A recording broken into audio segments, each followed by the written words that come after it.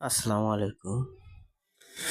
আমরা এখন আছি মোহাম্মদপুর শহীদ বুদ্ধিজীবী কবরস্থানে।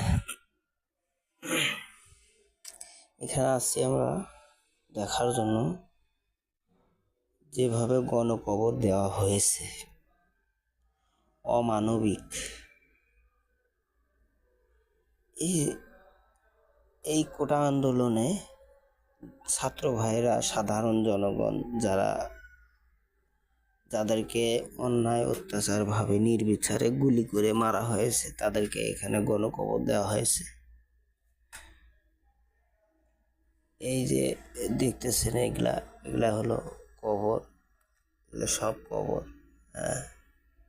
এখান থেকে এগুলো সব কবর। ওই মাথা থেকে শুরু করে অনেক দূর পর্যন্ত